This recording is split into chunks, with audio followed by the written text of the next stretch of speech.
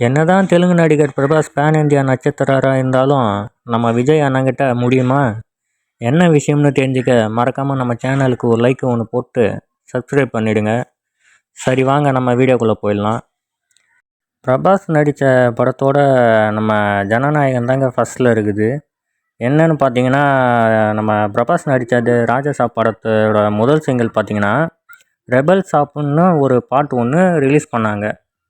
அதில் பார்த்தீங்கன்னா அந்த பாடல் அவங்க தெலுங்கு யூடியூப் சேனலில் பார்த்தீங்கன்னா 23 மில்லியன் பார்வையாளரில் மட்டுமே கடந்தது.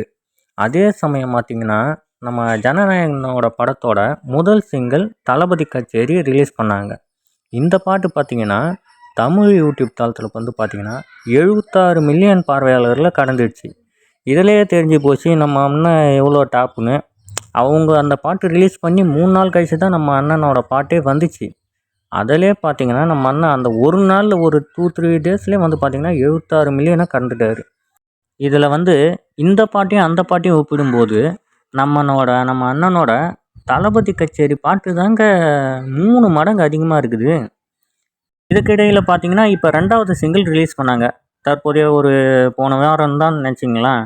அதில் பார்த்தீங்கன்னா தி ராஜசாப் படத்தோட சகனா சகனா ஒரு பாட்டு ஒன்று ரிலீஸ் பண்ணாங்க. அது பார்த்தீங்கன்னா 2 நாட்களுக்கு முன்னாடியே வெளியிட்டாங்க.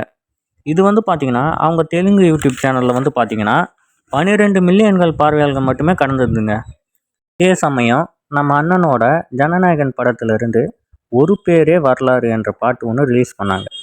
இது வெளியாகி அன்னைக்கு சாயங்காலமே பார்த்தீங்கன்னா 14 மில்லியன் பார்வையாளர்களை கடந்துடுச்சுங்க. இது எந்த அளவுக்கு போயிருக்குதுன்னு நமக்கு நல்லாவே தெரியும்.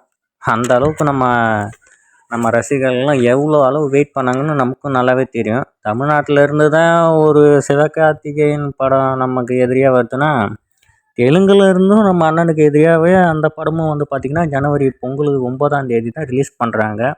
இதுலேருந்து என்ன தெரியுதுன்னா, நம்ம எந்த மொழியிலேருந்து வந்தாலும் நம்ம அண்ணன் தமிழில் ஒரே ஒரு பாட்டு நடித்து வந்தால் போதும். நம்ம அண்ணன் தாங்க எப்போவுமே, அவர் மட்டும்தாங்க. ஒரு பாட்டு ரிலீஸ் பண்ணால் போதும், அந்த பாட்டுக்கு நிகராக எந்த பாட்டுமே ட்ரெண்டிங் ஆகாதுங்க. ஓகேங்களா?